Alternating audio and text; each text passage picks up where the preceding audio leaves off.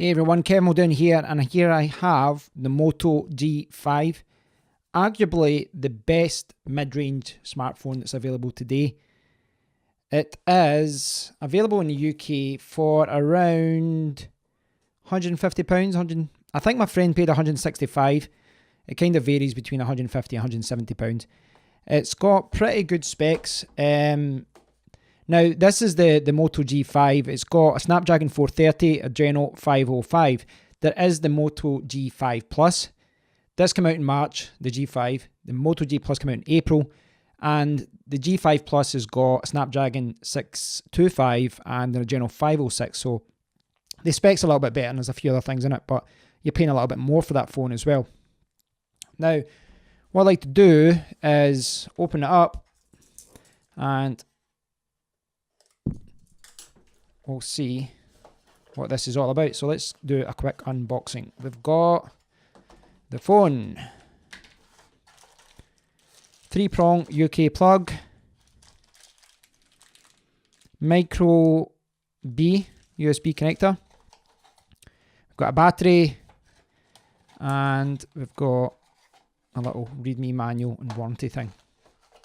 Not much to it. Now, this is, for the price, fairly good phone. 5-inch screen, 1080p display, 1.4 GHz octa-core processor, 13 megapixel camera at the back, 5 at the front, 2800 milliamp battery. Now, a 2800 milliamp battery might not seem that high, you know, like the HTC U11's got 3000, but this has got a 5.5-inch screen and it's powering a 1440p display. This is a 5-inch screen and it's only got 1080p. Pixels per inch, there won't be too much between them, and because this is powering a smaller, less intensive screen, then battery life should, in theory, be better. This is the 16GB version, which I didn't mention before, and it can take a micro SD card, I believe up to 256GB. So I'll get... Okay. So here we've got the Moto G. It is fairly nice. I mean, I had the first Moto G and they've kind of kept the same kind of design throughout. It's got a kind of a plastic feel to it. And I spoke about this about the OnePlus. It's kind of got a plastic feel. It's not unlike that at the back. This is the gold version, as you can see. There seems to be a microphone here. You've got the rear camera and flash. That's not anything. That's just the Motorola badge. Another mic there. We've got camera and flash there, I believe. So there's a 3.5mm headphone jack at the top. There is a mic at the bottom. We've got USB micro B connection. It would have been good to have a Type-C connector. This is actually a fingerprint reader, so that's pretty cool. It's got a kind of Moto logo at the top as well. Nothing along the left-hand side. Just the power connector at the bottom. Just the headphone jack at the top. And at the side, we've got the volume rocker and the power button. Now, it's fairly light, but what I need to do is put the battery in first. And you can see there's a little indent here, which I should hopefully... Yeah, I should hopefully get this open now. The old school way of taking a phone casing off. Been that long since I've had to do this because most phones now have the battery built in.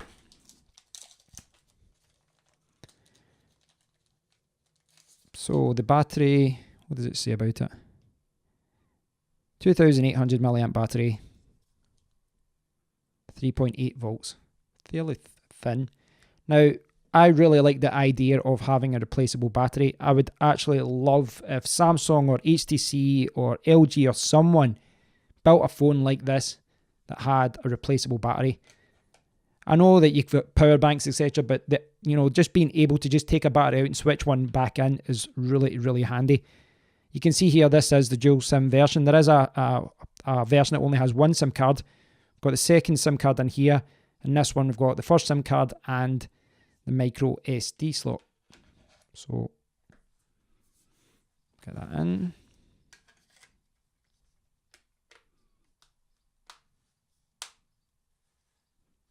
You can tell I'm experienced from the original Moto G here. So, first impressions, now that I've got the battery in, it's not too heavy. Not too heavy at all. I've got the stats here.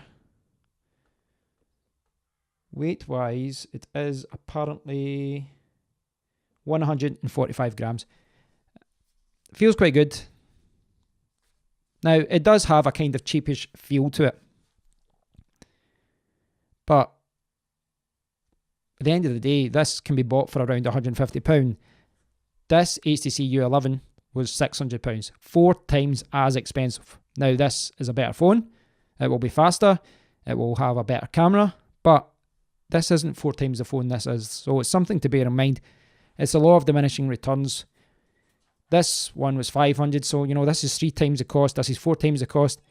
You're going to spend a lot more money to get a flagship phone, and you're not going to get all that money back really. So you are paying a premium to get the faster processor and the faster, the better camera and the better audio. But really, from a day-to-day basis, you're not really getting all that much more. You know, I've used mid-range phones on a regular basis, and I've used flagships, and you don't notice a huge amount of performance differences. Okay, so I'll just quickly set this up and I'll skip a few steps. Okay, so we're at the fingerprint part. Put in the pattern. Get ready. So anyone who's used a phone with a fingerprint reader, it's the same, whether the fingerprint reader is at the front or at the back, you know, on the Nexus devices. You just keep pushing your thumb or your finger in lots of different positions. You can add as many fingers, well, I'm not sure if there's a limit to the number of fingers, but I normally register like 2 thumbs and 2 forefingers and take it from there. So I'll set up all that later. There we have it. This is what you get when you open up your Moto G5 for the first time.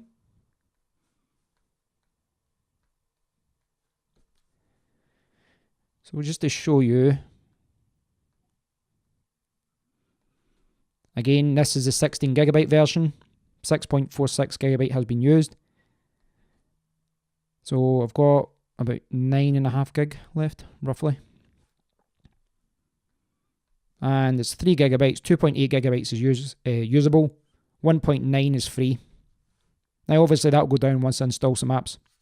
Now, one thing to quickly note is, on the other phones I've got here, you've got the home, these are very similar in the fact that you've got the home button there, and you can go back there, the buttons are there. And this screen, this is kind of like the way that Google's got it, that it's got on the screen, the actual buttons are on the screen. You can change these around on the screen as well. But you can still use this to open it up. Now, you can't use that, that's wrong. This is the problem I've got, because I'm used to using this now over the last week or so, and I would use the fingerprint reader to go home. That doesn't seem to be the case here. If I open up something, I can't go back. This is a fingerprint reader. Oh, enter pattern to enable fingerprint. Right. So there we go. So my mistake there, you know, I've got on these phones, you can do anything you want, and then it takes you back to the home using, so it's kind of like a home button and the fingerprint reader. This isn't. The fingerprint reader here is simply a fingerprint reader, nothing else. You still need to use the physical buttons here to, you know, navigate the phone. That isn't necessarily a bad thing. It would have been good if they incorporated those buttons at the bottom, or if the fingerprint reader was also a home button. I think that would have been good. But at the end of the day, this is a mid-range phone. Very, very affordable, and there's always sacrifices when you buy a cheaper phone. First impressions though are that the screen looks okay. There doesn't seem to be a lot of bloatware. You know, I've not installed anything yet. You've got device help. You've got this Moto app. I can't see anything else there. That is no surprise. Again, when I owned the original Moto G, it was as close to the Nexus stock experience as you could get.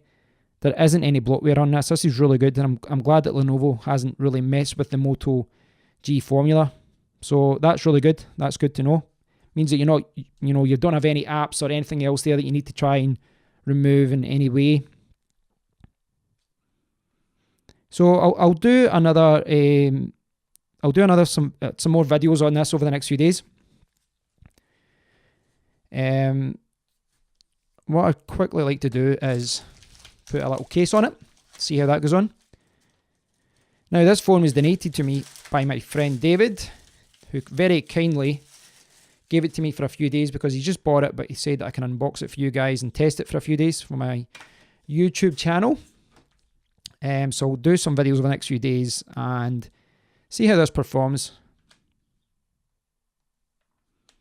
This is just a basic case. This is the kind of thing that you would get, down a market stall in a shopping centre or from eBay or Amazon for like £4 or £5.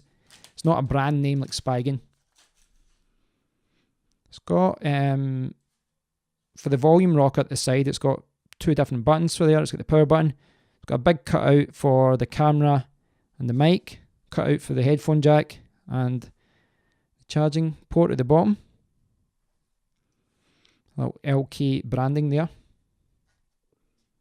It's actually not too bad. Not the sexiest of covers, it's just a big black plastic case, but for protecting the phone, that shouldn't be too bad. So I'll leave a link to the official Motorola website so that you can check out the G5. This has been out for like 3 or 4 months now. So this isn't like a new phone that's just released. This has been out for a while. There's some good bargains out there for it. The specifications are pretty impressive for a phone of this price range, in my opinion. Now, I'm going to do some tests and that, but you will find that when I'm navigating, when I'm, even just like navigating the app drawer, you're going to find it a little bit quicker on, the phones that have got the faster processor. When you open apps, they'll be a little bit quicker on this phone compared to that with any flagship phone. But that is to be expected. You're paying less. And I think after a while, you're not going to notice a huge amount of difference. For the price, this is a fantastic phone for people that don't need a camera that has to be, the best camera in the market. It's got a 13 megapixel camera in the back, 5 in the front. I will do some tests to show you, how it works from a video point of view. But it's a good backup phone for those who do have a flagship, and it's a great primary phone for those who don't have to have the best camera on the market. If you have any questions about this phone, please do ask them below. I'll do my best to answer them over the next few videos. And until next time, thanks for watching.